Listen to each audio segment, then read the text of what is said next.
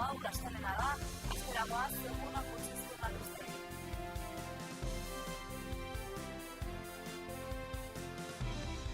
Manifestazio historikoek hartu dituzte Hego Euskal Herriko hiriburuak. Milaka eta milaka lagun bildu dire Iruñan pentsio publiko duinak aldarrikatzeko.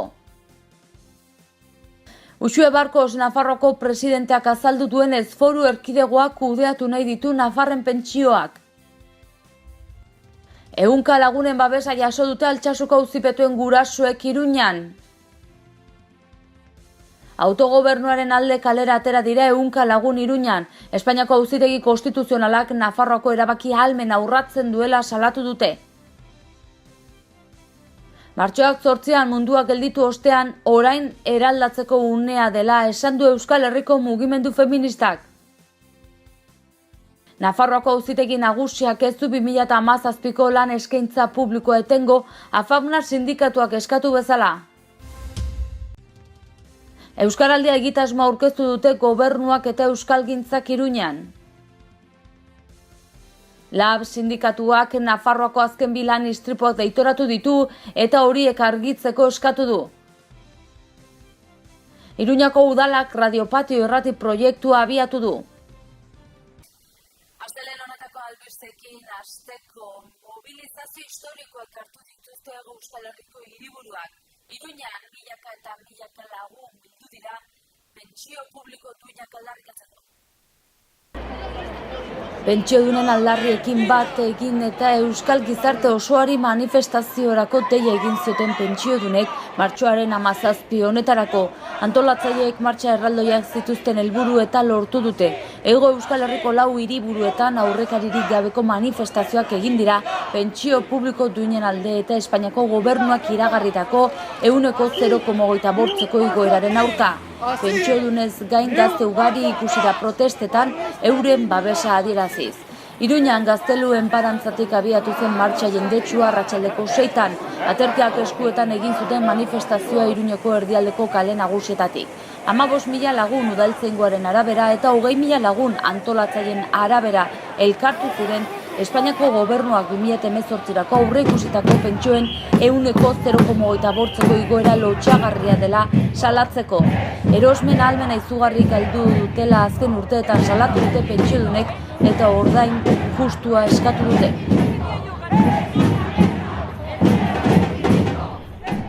Eta albiste honekin lotuta Uxue Barkos Nafarroako presidenteak pentsioen eskumena aldarrikatu du Nafarroarako.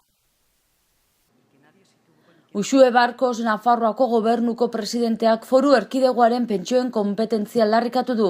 Halaber, gobernuko 4 alderdiek elkarrekin lan egiteko duten gaitasuna goraipatzeaz gain aldaketaren alde erakutsitako leialtasuna azpimarratu du. Barkosek Nafarroak Nafarren pentsioak kudeatu nahi dituela esan du pentsioen sistema publikoaren alde mobilizazio ugari deituta dauden egun berean geroa bai koalizioaren batzorde orokorrean.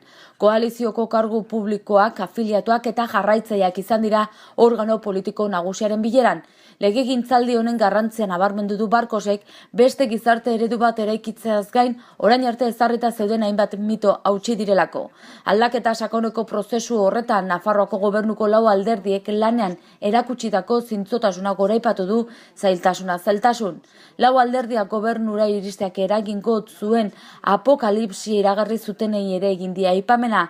Barkosen aburuz hori uste zutenek ahaztu egiten dute herritarrak kalean beste errealitate bat bizitzen ari direla. Pluraltasuna eta aniztasuna ardatz dituen aldaketa abian dela esan du eta kudeak eta funtsezkoa dela. Eta hau ez da mobilizazio bakarra izan. Milaka lagunen babesa jaso dute Altsasuko gazte auzipetuen gurasoek Iruñan. Altsasuko gazteentzat justizia aldarrikatzeko Iruñerria bizikleta zeharkatu zuten 100 lagunek asteburuan. Pasaden astean Baztango eta Bortzirietako herritarren elkartasuna jaso ostean larunbatean Iruñerrikoen txanda izan zen. Txirrindulari andanak bat egin zuen Altsasukoak askatu lelopean egin zen bizikleta martxan. 2016ko urrian 2 guardia zibilekin izandako tabernako liskarragatik terrorismo delituak egozten dizkiete 8 gazteri. Antolatzaileek iragarri bezala, ordu bat aterdietan iritsi ziren txirrindulariak Gazteluko plazara. Ordurako milaka lagun zeuden zain. 8 auzipetuen gurasoek txaloa artean egin zuten Sarasate pasealekutik Gazteluko plazako kioskorako bidea. Gurasoen ordezkari modura Bel Pozu eta Kitz egin zuen eskerrak emanez bertaratu ziren guztiei eta babesa emategatik. Hasiera batean Foruzaingoaren txostenak tabernako liskar modura definitu zituen gertakariak terrorismo delitu bilakatu izanak proportzionaltasun falta izugarria agerian uzten duela salatu zuen Pozuetak. Hala, heldu den apirilaren 14an Iruñean Altsasuko gazteen alde egingo den manifestazioan parte hartzeko deia egin du. Era berean, justiziak azken hilabetetan izan duen jarreraren harira babes gabe sentitzen direla jakinarazi du euren seme-alaben eskubideak inperatu dituztelako. Autogobernuaren alde kalera atera dira 100 lagun Iruñan. Espainiako auzitegi konstituzionalak Nafarroako erabaki ahalmena urratzen duela salatu dute. Iruñeko Sarasate pasealekuko Foru monumentuan 100 lagun elkartu ziren 1883ko Gamazada matxinaren omenez 1903an altxatu zen ikurraren alboan. Demokrazia hitza osatzen duten letra handiak altxatu zituzten sinatutako agiriaren zatiak irakurtzen zituzten bitartean. Ekitaldiaren amaieran 2 pankarta atera zituzten eskubideak eta erabakiak jartzen zutena. Azken 8 urteetan Espainiako gobernuak 17 foru legeren aurka jo du auzitegi konstituzionalean eta ia kasu gehienetan hark arrazoi eman dio. Joera horren kontra eta autogobernuaren alde hainbat eragilek egin zuten mobilizaziorako deia. EH Bildu geroa bai ahal dugu, ELA, LAB, ESK, Estela, Solidari, CGT, N, gure esku dago, astearteak eguzkipean, Nafarroako osasun plataforma, Parlamentu Soziala, SOS Arrazakeria Nafarroa, munduko medikuak, paperak denontzat eta sasoia. Sinatutako agirian, Espainiaren bultzada zentralizatzailea eta atzerakoia salatu zuten gizarteko sektorerik auskorrenak babesik gabe uzten dituelako. Sinatzaileen arabera atzera pausoak bete-betean eragiten die eskubidei. Sinatzaileek hainbat konpromiso hartu dituzte eta horiekin bat egitera dei egin diete herritarrei. Batetik, pertsona guztientzat eskubide guztien defentsa eta bermea aldarrikatu dituzte. Bereziki, auzitegi konstituzionalak bere epaiekin urratutako eskubideen defentsa azpimarratu dute. Bigarrenik, gizarteari eragiten dioten gaietan Nafarroan erabakitzeko ahalmenaren alde egin behar dela deritzote. Eta azkenik, Nafarroa eremu demokratiko gisa defenditzea aldarrikatzen dute. Albiste gehiago utzi dizkigu gaurko astelehen honek, martxoaren 8an munduak gelditu ostean eraldatzeko unea iritsi dela nabarmendu dute Euskal Herriko mugimendu feministatik. Historikoa izan zen martxoaren 8 Euskal Herrian eta elkarlan eta antolakuntza sare izugarriak egindako lanari esker egin zuen posible martxoaren 8ko Euskal Herriko koordinakundeak esan duenez. Aniztasunaz jabetzeko eta norberaren privilegioak errebisatzeko eguna ere izan zen, emakumeen artean desorekak baitaude eta garrantzitsutzat jotzen dutelako bakoitza bere zapalkuntza posizio espezifikotik abiatzea. Era berean privilegioen ardura hartzeko beharrazo hartu dira. Batez ere mugimendu dekolonial eta antiarrazistek egindako ezinbesteko ekarpenei esker. Kritiko jardun dute greba bere egin nahi izan duten hainbat alderdi eta sindikatuekiko, lotsagarria baite ditzotea arrakasta bereganatu nahi izateari. Gauzak horrela, grebaren planteamendua ez dela eliteentzat egina azpimarratu dute. Exigentzia argiak luzatu dizkiete erakunde eta instituzioei, xingola moreaz harago. Emakumeen parte hartze politikoa bermatuko duten metodologia garatzea, herritartasun berri bat eraikitzeko. Atzerritartasun legea indargabetzea, sektore feminizatuetako prekarietatean esku hartzea, pentsio duinak bermatzea, indarkeria matxistari aurre egiteko proposamen politiko integrala garatzea, eta bar. Eraldatzeko unea heldu dela deritzo martxoaren 8ko koordinakundeak. Aurrera begira erronka nagusia martxoak 8an azaleratutako marea feminista politizatzea eta eraldaketarako subjektu aktibo bihurtza dela azpimarratu dute. Horretarako mugimendu feministak proposamen politikoak zehazteko prozesu bat abiatuko du, oraingoan bezala herriz herri sustraitua. Prozesu honetan zaintza bizi denbora lana, langile mugimenduaren borrokak eta militantzia politikoaren inguruko hausnarketak eta kontraesanak landuko dira besteak beste. Hezkuntza kontua dugu orain hizpide. Nafarroako auzitegi nagusiak ez du 2017ko lan eskaintza publikoa etengo, AFABNA sindikatuak eskatu bezala. Nafarroako gobernuak 2017ko deitutako lan eskaintza publikoa etetea eskatu zuen AFABNA sindikatuak. Eskaera baztertu du Nafarroako justizia auzitegi nagusiak helegitean horretarako arrazoirik ikusten ez duelako. Honen bestez, sindikatuak prozesu kostuak ordaindu beharko ditu. Administrazioarekiko auzien salak igorritako autoaren arabera, sindikatuaren argudioetan, zio argietan abarmenik ez dagoela iritzita eskakizuna atzera botatzea erabaki du Nafarroako justizia auzitegiak. Foru gobernuak jakitera eman duenez helegitearen eskaera aztertuko duela adierazi du salak auziko mamiaren inguruko erabaki bat hartzeko, baina ez du kautelazko neurririk hartuko. Abenduaren 20ko 116/2017 foru dekretu etetea eskatu zuen AFABNak, lan eskaintza publikoak aurreikusitako lanpostuak ikastetxe zehatz bati lotzen ez zeitzaizkiola argudiatu zuen sindikatuak, bakarrik bigarren hezkuntzako maixu edo irakasle lanpostuak eta gazteleraz edo euskeraz ziren zehaztuz. Lan eskaintza publikoa eteten ez baldin bazen, oposaketetan parte hartzaileek kalte konponezina pairatuko lituzketela arrazoitu zuen sindikatuak. Otsailean, Nafarroako justizia auzitegi nagusiak erabaki berdin hartu zuen sindikatu berak egindako antzeko eskaera baten aurrean. Orduan, azaroaren 28ko 109/2017 foru dekretu auzitara eraman zuen AFABNak foru erkidegoko administrazioaren eta elkarte autonomoen pertsonala aldatzeko araudia alegia. Euskara irakasle lanpostu batzuetarako nahitazkoa izatea helegitearen ardatza izan zen orduan ere, baina justiziak atzera bota zuen. Euskaraldia egitasmoa aurkeztu dute gobernuak eta euskalgintzak. Sustatzaileek azpimarratu dutenez lehenengo aldia da, erakundeak eta eragile sozialek bat egiten dutela euskararen erabilera sustatzeko.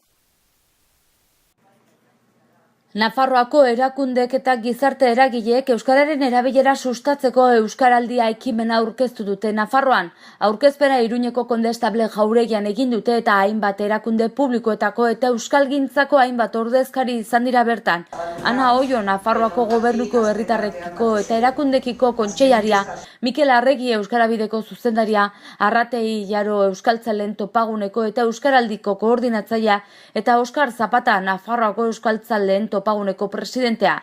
Kike Amonarriz, soziolinguistika eta Eneko Goiri euskaltzalea ere bertan izan dira. Ana Oio kontseilariak ekimena talde sozialen erakunden eta herritarren konpromisoan oinarritzen dela nabarmendu du. Mikel Arregik azpimarratu duenez, lehen aldia da erakundeek eta sektore sozialek bat egiten dutela euskararen erabilera bultzatzeko. Oskar Zapataren iritzian herriz-herri euskaltzan sarea eginda eta euskalgintzan ari diren eragileak elkarlanan arituz zerbait polita egiten aldela azpimarratu du. Bestalde, azken hileutan Euskal Herrian barrena aritu dira antolatzaileak euskaraldia ekimenaren berri ematen. Euskaraldian parte hartu nahi duten herriek apirilaren 8 arteko epea dute izena emateko. Nafarroan hainbat dira jada ekimen abian jarri duten herriak. Bianak, Alarzendea, Lizarraldea, Egues, Baztan, Esteribar, Arbizu, Atarrabia edota Irurtzun. Eta LAB sindikatuak Nafarroan izandako azken lan istripuak deitoratu eta argitzeko eskatu du. LAB sindikatuak bere elkartasuna adierazi nahi die azken aste honetan Nafarroan hil diren bilangilei, euren familiei eta lagunei. Sindikatuak erakundei eta patronalari exigitzen dio bi ezbehar horiek argitu ditzala. Sindikatuak bidalitako oharrean jakinarazi duenez, dagoeneko 14 pertsona hil dira Euskal Herrian lanean eta hau kontuan hartuta eta prekarietatearen ondorioak gizarteratzean nahitaezkoa dela kontuan izan da, sindikatu abertzaleak dei egin du lan istripuak deitoratzeko eta salatzeko antolatu diren ekitaldietan parte hartzera. Eta gaurko albisteekin bukatzeko Iruñako udalak Radio Patio proiektua aurkeztu du. Iruñako udalak radiopatio irratia hezkuntza programa abiatuko du. Xede hartuta eskola eta bertako kideak komunitatearekin harremanetan jartzea. Horretarako, edapen eta komunikazio bide bat baliatuta lotura gisa. Proiektu pilotu hau Txantreako Garzia Galdeano ikastetxe publikoan gauzatuko da, eta asmoa da lehen hezkuntzako ikasleek edukiak sortu eta edatzea radiopatio irratiaren bidez. Funtsean, auzo osoa inplikatzeko modu ludiko eta hezitzaile bat da.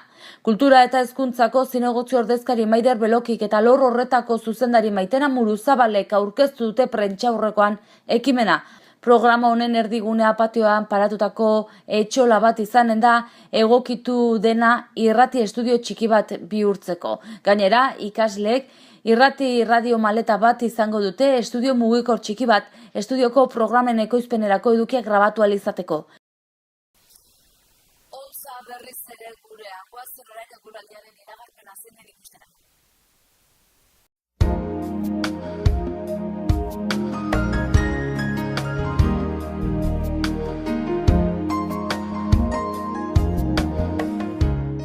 Zeroa oso lainotsu egongo da eta zaparrada botako ditu, baliteke noiz behinka ekaitzak jotzea txingorrarekin batera.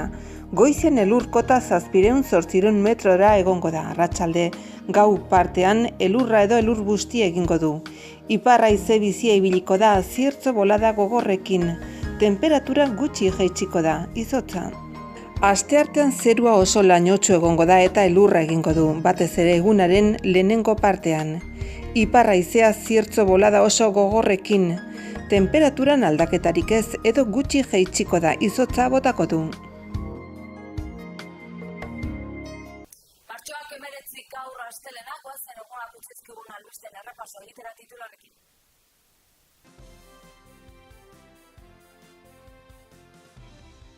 Manifestazio historikoek hartu dituzte Hego Euskal Herriko hiriburuak. Milaka eta milaka lagun bildu dire Iruñan pentsio publiko duinak aldarrikatzeko.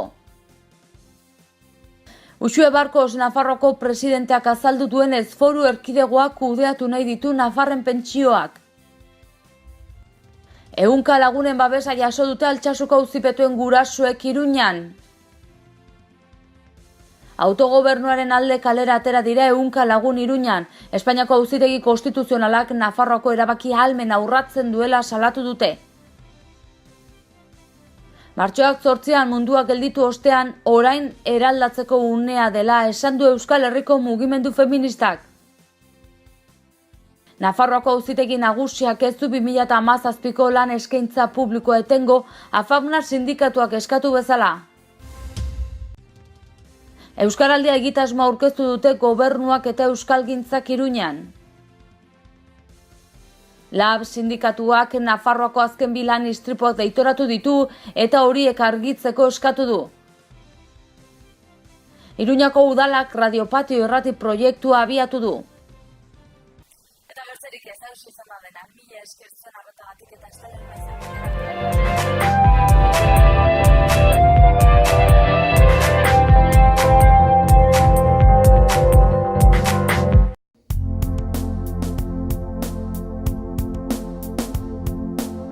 Gorritxon atsedenerako sistema hoberenak eta loaldi egoki batendako beharrezkoak diren produktuak aurkituko dituzu. 40 urte daramatzagu punta-puntako materialak eta marka hoberenak bezeroaren eskura jartzen. Deskansatzeko sistemetan aditua gara, sofak, koltsoiak, somierrak. Hurbildu eta eskuzabali jasoko zaitugu. Iruña, Gorritxo.